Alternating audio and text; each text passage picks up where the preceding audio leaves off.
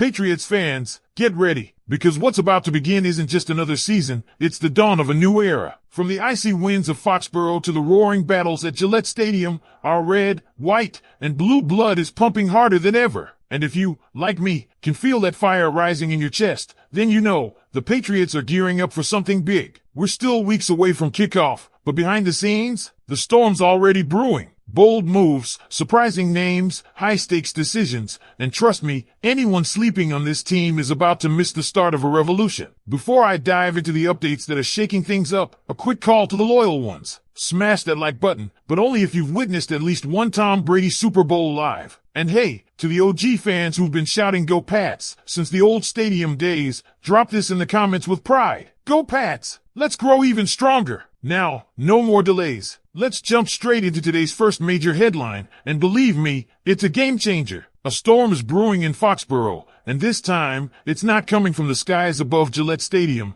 but from within the front office walls, where whispers are turning into full-blown debates. Picture this, one of the most controversial defensive ends in recent years, a former top 5 pick with sky-high expectations, might be available, and the Patriots are suddenly in the mix. Thibodeaux. The name alone sparks curiosity, a mix of raw talent and unfulfilled promise. The New England Patriots, desperate to fix a pass rush that ranked dead last in the NFL last season, are being linked to a trade rumor that could shake the foundations of the team's defense. And that's not all. Just when you thought the door had closed, another familiar face could be returning. A face with red sleeves, a fiery attitude, and an unfinished story in New England. Bleacher Report has stirred the pot. 2 major rumors are floating through Patriots Nation like wildfire. The first, a potential trade for New York Giants edge rusher Thibodeaux. The second, a shocking reunion with none other than Matthew Judon. Yes, that Judon, the Pro Bowler who once led this defense, then left in one of the most public and painful divorces of recent years. Let's start with Thibodeaux. Drafted 5th overall out of Oregon,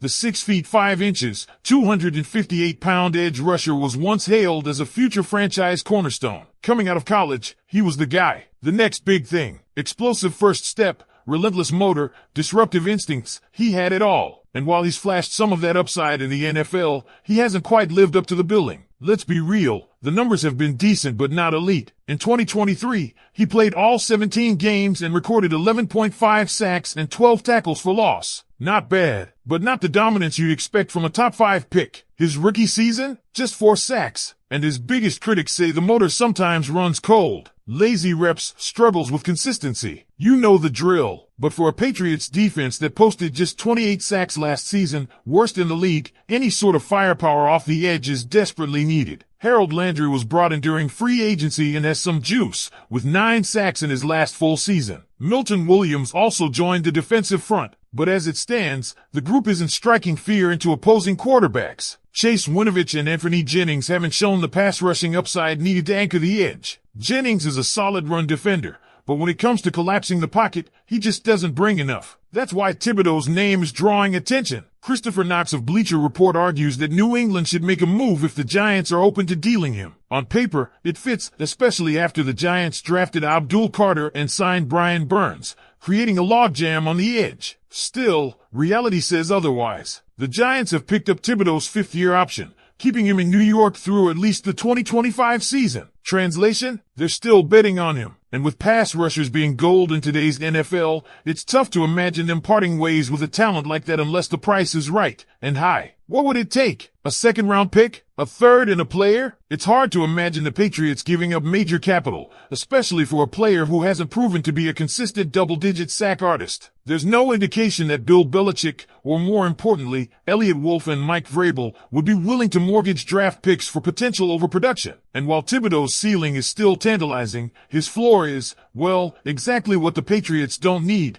more unfulfilled potential. Now, if you thought that rumor was spicy, let's crank the heat up another level. Because floating out in the Twitter sphere is the idea of bringing back Matthew Judon. That's right, the red sleeves, the energy, the sacks, and the drama. If you were around during training camp last year, you remember it. How could you not? Judon showed up without pads, refused to participate, sat on a trash can during practice, and got into a very public shouting match with both linebackers coach Jerod Mayo and general manager Elliott Wolf. It was ugly, it was uncomfortable, and it was the beginning of the end. The 4-time Pro Bowler was looking for a new contract. the Patriots weren't willing to budge, and after weeks of tension, he was eventually traded to the Atlanta Falcons. His 2024 season wasn't exactly headline-grabbing, 41 tackles and 5.5 sacks, but he stayed healthy, started all 17 games, and proved he still has something left in the tank. But now there's talk. Former NFL quarterback Kurt Benkert, known for stirring things up, recently suggested the Patriots should consider a reunion. His reasoning? The team still needs edge help,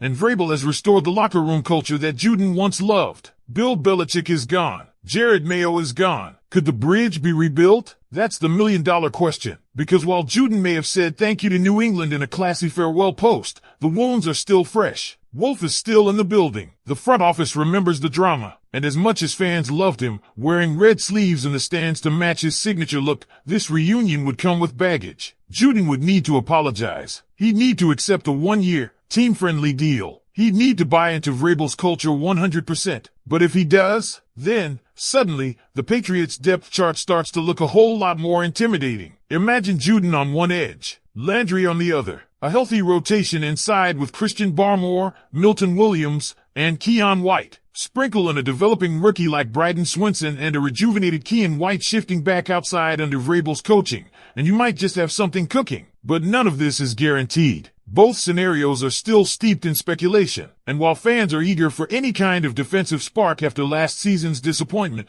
the front office will have to weigh cost, chemistry, and long-term vision carefully. And now I turn to you, Patriots Nation, because this conversation isn't complete without your voice. Would you trade for Kayvon Thibodeaux, even if it means giving up mid-round picks? Would you welcome Matthew Judon back with open arms, knowing how it all ended? Drop your thoughts in the comments below. T for trade, P for pass, Y for yes to Judon, N for no. I want to know what you'd do if you were running the show. Because here's the thing, Patriots fans, this isn't just about stats or roster gaps. This is about identity, culture. It's about what kind of team we're building under the new regime of Elliott Wolf and Mike Vrabel. Last year was a turning point. For the first time in decades, the Patriots entered a full rebuild, and with it came an opportunity to reimagine what this franchise stands for. And that makes every personnel decision, every trade, every signing, every reunion 10 times more meaningful. We're not just plugging holes anymore. We're trying to create a new core. So, where does that leave us with Kayvon Thibodeaux and Matthew Judon? With Thibodeaux, it's tempting to gamble. You're talking about a 23-year-old with elite athleticism, already with an 11.5 sack season under his belt, and plenty of room to grow. You give him to Vrabel, who knows how to get the best out of his pass rushers, and maybe you strike gold. But this team has seen too many maybe moves over the past few seasons. From Keel Harry to Jonnu Smith to Chase Winovich, we've had enough gambles that didn't pay off. So the real question is, do you trust your development system now? Is Mike Vrabel enough of a difference maker to take a guy like Thibodeaux and unlock him? Or are you just taking on another overhyped prospect who flames out in a system that demands more? Then there's Judon, and that one cuts deeper, because he was the guy here, the leader, the